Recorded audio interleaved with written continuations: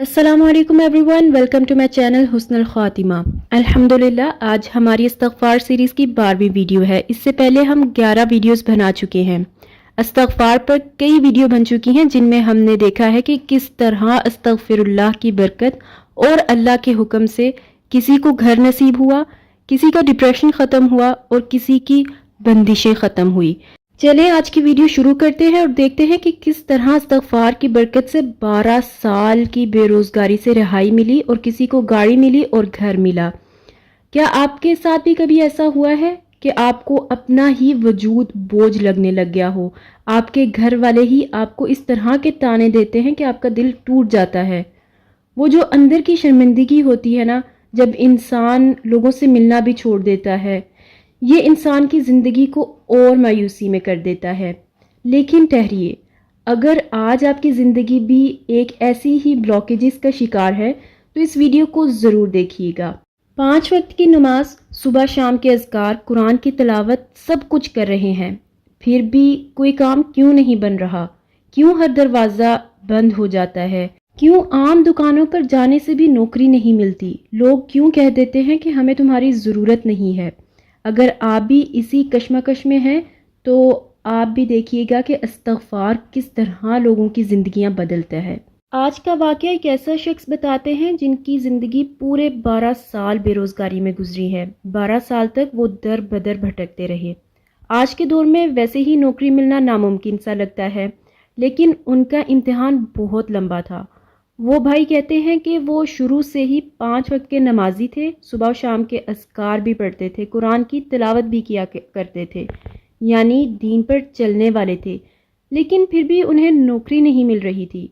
उन्होंने साल 2016 में या उससे भी पहले कॉलेज मुकम्मल कर लिया था।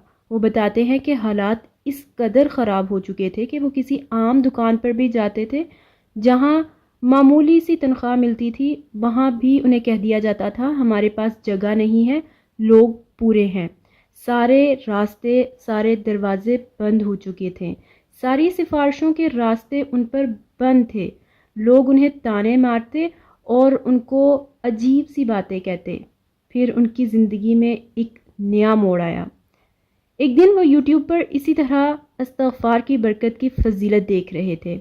उन्होंने नीचे कमेंट सेक्शन में पढ़ा कि वहाँ कुछ लोग बता रहे थे कि इस्तग़फ़ार के वज़ाइफ और सच्ची कहानियों को सुना करें, इससे यकीन बढ़ता है। बस उन्होंने तब से ही इस्तग़फ़ार के बारे में देखना शुरू कर दिया और इस्तग़फ़ार के बारे में पढ़ना शुरू कर दिया।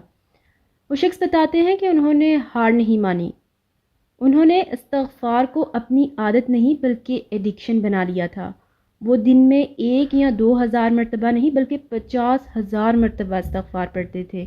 ज़रूरी नहीं है कि आप भी यही तादाद पढ़ें। ये तादाद हर इंसान अपनी हिम्मत से पढ़ता है।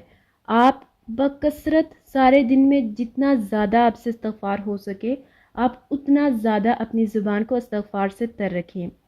वो भाई बताते हैं कि उनकी ज़ुबान पर अस्तग़फ़िरुल्लाह इस कदर चढ़ गया था कि जब वो आम लोगों से भी बात करते या नमाज पढ़ते तो वो खुद ब खुद अस्तग़फ़िरुल्लाह पढ़ते। आसपास के लोग हैरान हो चुके थे कि भाई क्या हमने कुछ गलत कह दिया है जो आप बार बार इस्तग़फ़ार पढ़ रहे हैं। तकरीबन 8 से 9 महीने इसी तरह गुजर गए। फिर हुकूमत यानी गवर्नमेंट सेक्टर की तरफ से नौकरियों का एक इश्तिहार आया। उन्होंने अप्लाई कर दिया। इस्तग़फ़ार की बरकत देखिए कि उन्होंने मुश्किल टेस्ट भी पास कर लिया और इंटरव्यू के मरहले तक पहुंच गए। लेकिन यहाँ उनका एक और इम्तिहान था। इंटरव्यू के बहुत दिनों बाद उन्हें कोई जवाब नहीं आया तो वो खुद उस सरकारी दफ्तर चले गए। वहाँ के अफसरान ने उन्हें साफ कह दिया कि हमें जिन लोगों की ज़रूरत थी हमने रख लिया है, आपका नसीब नहीं था, आप जा सकते हैं। कोई भी आम इंसान होता तो मायूस होकर वापस आ जाता, लेकिन उस भाई ने कहा कि अल्हम्दुलिल्लाह, अल्लाह की रज़ा है, अल्लाह ही सबको रिज़्क़ देने वाला है। लेकिन दुनिया वाले फिर भी चैन से नहीं जीने देते। उनके सके भाई ने उन्हें कहा कि तुम्हारी उम्र 33 साल हो चुकी है, 12 साल से तुम घर बैठे हो, अब जो भी नौकरी तुम्हें मिलेगी उसमें एज लिमिट होगी, तुम्हारी ट्रेन छूट चुकी है। उन्होंने अपने भाई को जवाब दिया, अल्लाह के पास किसी की ट्रेन नहीं छूटती, वो मेरी माँ और बाप से भी ज़्यादा मुझ पर रहम करने वाला है। इसके बाद उन्होंने लोगों से मिलना जुलना बिल्कुल छोड़ दिया। اکیلے بیٹھ کر بس استغفار کرتے رہتے۔ پھر وہ مکہ اور مدینہ گئے، وہاں ایک ہفتہ رک کر اللہ کے سامنے رو رو کر سرکاری نوکری کی دعا کی۔ وہ شخص اپنی زندگی کی سب سے اہم دعا کے بارے میں بتاتے ہوئے کہتے ہیں کہ رات کے تقریباً 2:30 یا 3 بج چکے تھے۔ ان کی آنکھ کھلی، انہوں نے وضو کیا، مصلی بچھایا اور تہجد کی نماز شروع کر دی، لیکن اس بار انہوں نے لمبی تلاوت کی۔ پہلی رکعت میں سورہ البقرہ کی شروع کے 10 پیج پڑھے اور پھر سورہ اخلاص پڑھی۔ نماز کے بعد انہوں نے اللہ کے سامنے اپنے دل کا حال رکھ دیا۔ وہ روتے ہوئے کہہ رہے تھے کہ یا اللہ، مجھے اسی سرکاری ادارے میں نوکری چاہیے جہاں انہیں پہلے ریجیکشن ملی تھی۔ انہوں نے مجھے منع کیا ہے، لیکن میں تجھ سے مانگ رہا ہوں کیونکہ تو ہر چیز پر قادر ہے۔ وہ بتاتے ہیں کہ ان کا دکھ اس قدر بڑھ چکا تھا کہ رشتہ دار اور محلے والے ان کا مذاق اڑاتے، فزیکل اپیرنس پر بھی اور بے روزگاری پر بھی۔ لوگ اس کا نام لے کر اپنے بچوں کو طعنہ دیتے اور کہتے کہ اس جیسا گھر پر مت بیٹھ جانا۔ 12 سال سے جو بے روزگار گھر پہ بیٹھا ہے، انہیں اس قدر شرمندگی ہوتی تھی کہ وہ محلے کی مسجد میں جانا چھوڑ دیتے تھے، نماز کسی دور کی مسجد میں جا کے پڑھتے۔ ایک شخص نے انہیں منہ پر ہی کہہ دیا تھا کہ تمہیں اب کبھی نوکری نہیں مل سکتی، مگر اللہ کی تقدیر سب سے بہترین ہوتی ہے۔ ایک دن عصر کے وقت وہ کثرت سے استغفار پڑھتے پڑھتے سو گئے۔ جب عصر کی اذان پر ان کی آنکھ کھلی تو انہوں نے اپنا موبائل اٹھایا، اسکرین پر اسی سرکاری ادارے کا میسج آیا تھا، سبحان اللہ، جس میں لکھا ہوا تھا آپ اپنے اپائنٹمنٹ پیپرز مکمل کرنے کے لیے فوراً دفتر آ جائیں۔ انہوں نے اپنی آنکھوں پر یقین نہیں کیا۔ وہ بھاگتے بھاگتے دفتر گئے اور افسران سے پوچھا کیا میرا نام واقعی لسٹ میں آ گیا ہے؟ تو افسران نے چیک کر کے کہا ہاں، آپ کا سلیکشن ہو گیا ہے اور آپ کی نوکری پکی ہے۔ وہ بھائی کہتے ہیں کہ جو لوگ کہتے ہیں نا کہ گنتی کے ساتھ تسبیح پر استغفار کرنے سے کوئی فائدہ نہیں ہے، یہ غلط طریقہ ہے۔ جب آپ گنتی کے ساتھ ایک بڑی تعداد میں استغفار کرتے ہیں تو بند دروازے کھل جاتے ہیں، سخت بیماریاں ٹھیک ہو جاتی ہیں اور انسان کو گھر بیٹھے ایسی جگہ سے رزق ملتا ہے جہاں پر اس کا اپنا گمان نہیں جاتا۔ آج وہ ایک بہترین سرکاری نوکری اور عزت دار تنخواہ کے ساتھ اپنی زندگی گزار رہے ہیں۔ اس ماڈرن زمانے میں ہمیں قرآن، حدیث اور ایسے لوگوں کے ذاتی تجربات سے سبق لینا چاہیے جنہوں نے خود استغفار پڑھا اور اپنی زندگی کو بدلا ہے۔ اب بات کرتے ہیں ایک اور شخص کی۔